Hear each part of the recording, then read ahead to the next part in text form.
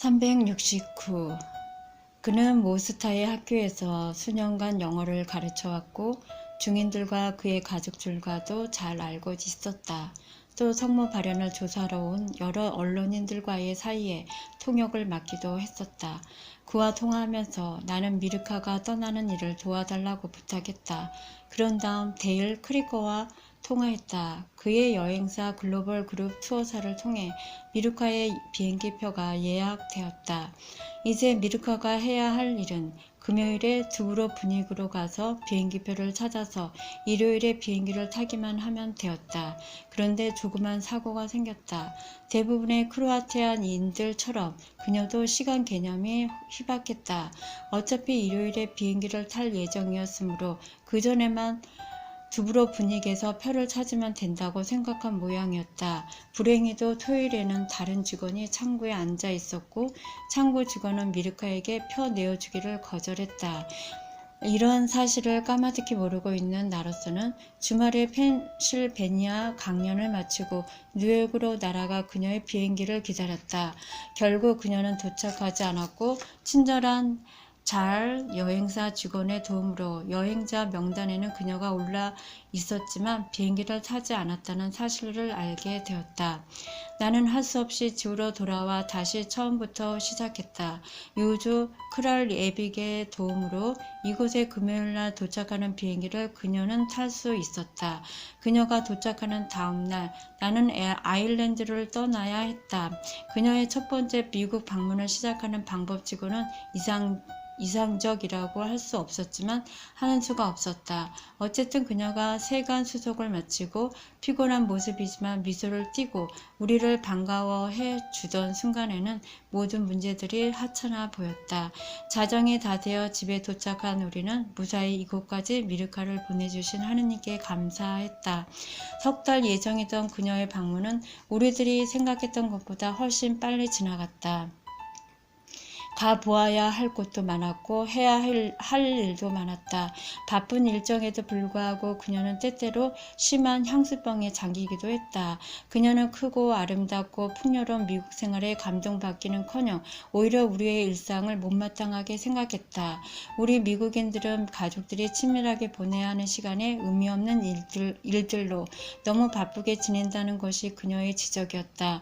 너무 많아, 너무 지나쳐 라며 그녀는 짧은 영어 실력으로 투덜대곤 했다. 영어가 익숙해지면서 그녀가 즐겨 사용하는 말은 천천히 하세요, 서두르지 마세요 였다. 미르카는 일주일에 2번씩 영어 수업을 받았다. 미르카는 그곳에서 일본 소녀와 친구가 되었다. 둘 다 모두 영어를 제대로 하지는 못해도 훌륭하게 서로의 생각을 주고받았다. 결국 둘은 떨어질 수 없는 사이가 되었고 수업이 없는 날에는 함께 머틀비치를 구석구석 찾아다녔다. 우리는 디즈니 월드까지 놀러 갔었다. 그녀의 방문 기간 중 가장 멋있었던 일은 아무래도 그녀가 메주구리의 일들을 사람들 앞에서 말했던 때일 것이다. 나는 그녀가 미국에 머무는 동안 그녀를 이용할 생각은 전혀 없었다. 그런데 나의 강연에 미르카를 데려가면 좋겠다는 테리의 말에 나는 마지못해 2번 정도 그녀를 나의 강연회에 동반했었다. 그러자 성모님 발현 첫날에 일어났던 일이나 그 일이 미르카의 인생에 미친 영향에 대해서는 나보다 미르카가 더 적격자라는 생각이 들었다. 미르카가 우리와 함께 머물고 있다는 소문이 돌자 그녀를 강연회에 초청하는 사람들이 많아졌다. 나는 이 문제를 미르카와 충분히 상의했다. 그리고 이 일은 그녀가 꼭 해야 하는 일은 아니라는 점을 강조했다. 내 생각으로는 그녀가 이번 여행에서 영어를 배우고 미국 생활에 익숙해지면 그것으로 충분하다고 말해주었다. 그 2가지만 익히고 나면 메주구리로 돌아갔을 때 여러 사람을 잘 돕게 될 거라고 내 생각을 말해주었다. 미르카는 자신의 체험담을 사람들에게 들려주기로 동의했을 뿐 아니라 열정적으로 그 일에 매달렸다. 크로아티아 사람을 통역으로 내세워 그녀는 첫날 성모님을 배울 때의 일을 상세히 말해 주었다. 그리고 질문도 받았다. 청중들은 목격 중인들 중 한 사람을 만난 것처럼 좋아했다. 물론 나 자신은 그녀를 중인들 중 한 사람으로 존경받고 있었다. 다른 목격 중인들과 미르카가 다른 점이 있다면 다른 중인들은 매일같이 성모님을 뵙고 또 개인적인 메시지를 받는다는 것 뿐이었다. 피터 크레리의 특별한 청을 받아들여 나는 북 다코타의 파르고로 5일간 여행하기로 일정이 잡혀졌다. 피터는 그곳에 메주고리의 센터를 설립하고 자원봉사자와 함께 나의 소책자를 200만 부 이상이나 배부를 했다. 내가 그에게 전화해서 미르카와 같이 가도 좋겠느냐고 묻자 그는 아주 황홀한 목소리로 농담하십니까? 하며 소리쳤다. 같이 올 수만 있다면 얼마나 환영입니다. 언제나 환영입니다. 피터는 밀워키에 있는 슬라브코 조브코 신부와도 연락을 취해 미르카의 통역을 맡아 주도록 부탁해 두었다. 슬라브코 신부는 메주고리에서 태어나 그곳에서 자란 프란체스코의 신부였다. 슬라브코 신부는 메주고리의 퍼번 신부가 2달 예정으로 미국을 방문했을 때에도 그분을 모시고 함께 여행을 다니기도 했었다. 다른 프란체스코의 신부들과 마찬가지로 그는 단순하면서도 거룩하고 하느님의 부르심에 완전히 헌신하는 그런 사람이었다. 그러한 그의 태도는 그를 만나는 사람으로 하여금 편안한 마음을 갖도록 해주었다. 신부와 나는 미니어폴리스 공항에서 만났다. 우리에게는 서로를 알게 되는 시간이 되었다. 신부에게는 미르카의 배경에 대해 좀 더 알 수 있는 시간이 되었다. 우리는 성모님 발현과 메주고리에서 일어나고 있는 여러 가지 현상에 대해 이야기를 나누었다. 그 중에 특히 나의 관심을 끌고 있는 것은 성모님의 얼굴이라고 하는 사진들이었다.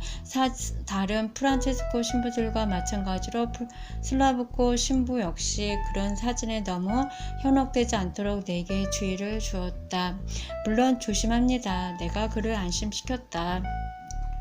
사람들은 구름 속의 성모님, 나무 사이의 성모님, 정원 그림자의 성모님이라고 소문이 난 사진들을 제게 보내옵니다. 그중 메주고리와 관련된 몇 장은 거짓이라고 판명되었죠. 잠시 말을 멈춘 나는 코트 주머니에서 여행할 때마다 품에 지니고 다니는 사진 한 장을 꺼내었다.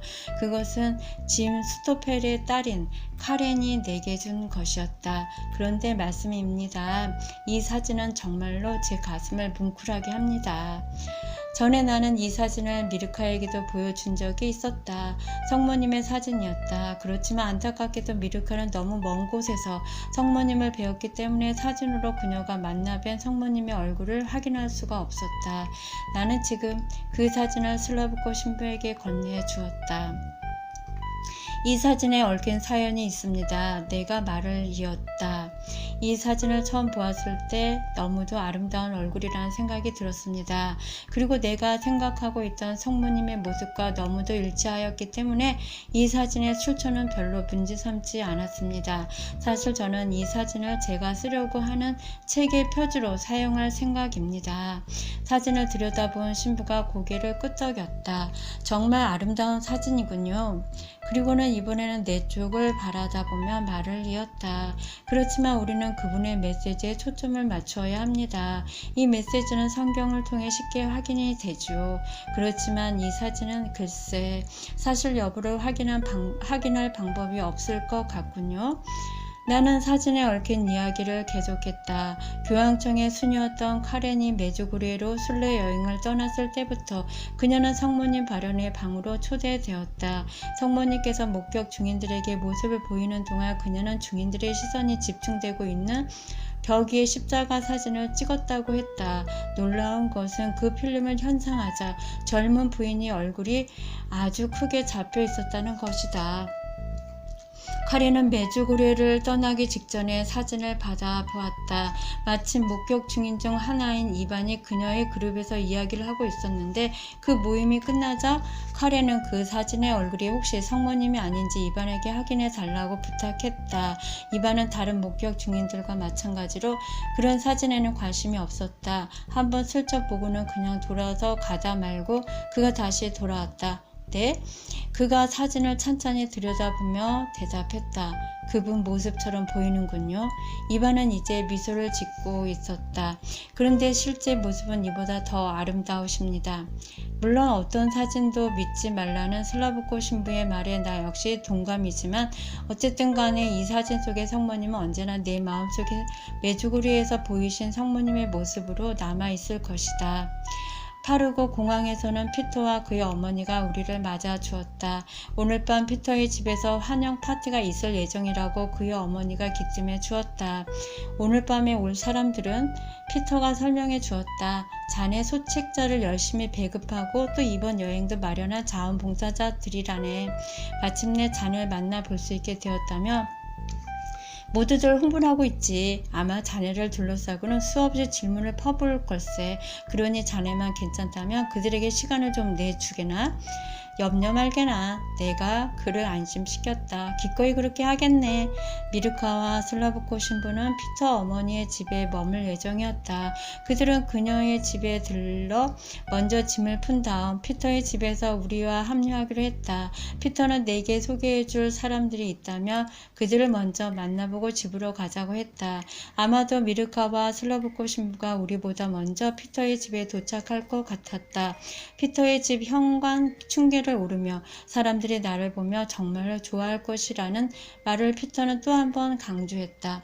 그런데 놀랍게도 집 안에는 한 사람도 없었다. 거실에도 홀에도 아무도 없었다. 혹시나 하며 서재로 들어서니 미르카를 가운데 세우고는 모두들 그녀 주위에 삥 둘러 서 있었다. 피터, 내가 우스갯소리를 했다. 이렇게 내게 관심 많은 줄은 미처 몰랐었네. 우리는 함께 웃음을 터뜨렸다. 미르카는 그날 밤 모든 사람의 관심을 모았다. 특히 그곳에 온 젊은 사람들에게 그러했다. 그녀의 존재만으로도 많은 영혼들이 감동을 받았다. 그리고 그곳에 모인 자원봉사자들에게는 미르카야말로 그들이 보고 만지고 들을 수 있는 메주고리에 살아 움직이는 부분이었다. 그런 현상은 우리가 가는 곳마다 마찬가지였다. 슬라브코 신부 역시 한몫 단단히 했다.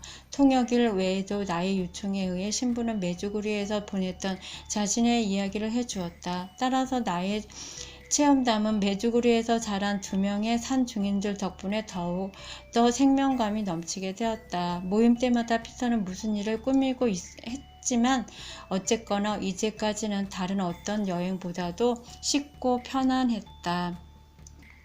그러던 어느 날 오후 수녀원에서 모임을 갖게 되었다. 수녀님들 앞에서 말하는 게 언제나 조금은 긴장되었지만 이번은 정도가 좀 심했다. 왜냐하면 이 수녀님들은 봉쇄 수도원 수녀님들이었기 때문이었다. 실제로 나는 그분들을 보지 않고 이야기를 했다. 자신들의 생을 전적으로 하느님께 헌신한 분들 앞에서 이야기를 한다는 것이 내게는 엄청난 감동을 주었다. 내 이야기가 끝난 뒤 슬라브코 신부의 통역으로 순수하고도 확신에 찬 매력으로 미르카가 자신의 체험담을 그들에게 들려주었다. 모임에서 이야기할 때마다 자신의 체험담의 내용을 좀 더 생생하고 자세히 말하는 미르카를 보며 그렇게 짧은 시간에 어떻게 그리 할 수 있는지 놀랍기도 했다. 모임이 끝나자 수녀 원장이 잠시 더 시간을 내어줄 수 없는지 물어왔다. 우리는 흔쾌히 그들의 요청을 수락했다. 우리는 커다란 창문 쪽에, 수녀들은 반대쪽에 자리를 잡았다. 질문이 오가는 동안 어느 수녀가 메주고리의 성모님 사진 이야기를 꺼내었다. 순례객들이 여행을 마치고 집에 돌아와 필름을 현상해 보니 성모님의 사진이 찍혔더라는 기사를 본 적이 있었나 보다. 수녀의 사진 이야기에 놀란 나는 슬라브코 신부에게 조용히 물어보았다. 제 사진을 저분들께 보여드려도 괜찮을까요? 신부가 미소를 지으며 대답했다. 글쎄, 뭐 어떻습니까? 저분들께 해가 되지는 않을 테니깐요. 나는 주머니에서 사진을 꺼내 간단히 그 사진의 배경을 설명해 주었다. 그리고는 수녀 원장에게 사진을 건네었다. 차례로 사진을 들여다보며 여기저기서 탄성이 울렸다. 사진은 마침내 내게 돌아왔다. 다른 질문들에 답하면서 나는 사진을 주머니에 넣었다. 웬일인지 사진이 주머니에 들어가지를 않았다. 잠시 멈추었다가 다시 시도해 보았지만 사진은 여전히 주머니에 들어가기를 거부하는 듯 했다. 수녀들과 이야기를 주고받는 터라 사진 때문에 주의가 산만해지면 안 되겠기에 사진을 창틀에 올려놓았다. 비공식 모임이 끝나는 대로 다시 시도해 보리라 생각했다. 비공식 모임은 거의 1시간가량 계속되었다. 작별 인사를 나누고 나는 다시 사진을 주머니에 넣으려 했지만 안 되었다. 순간 그 친숙한 내부의 목소리가 들려왔다. 이 사진을 그들에게 주십시오. 이 사진을 주라고? 얼마나 내게 소중한 사진인데. 나는 그 음성이 들려준 말이 믿기지 않았다. 그렇지만 나는 순종했다. 여기 있습니다. 원장님, 우리가 이곳을 방문한 기념으로 간직해 주십시오.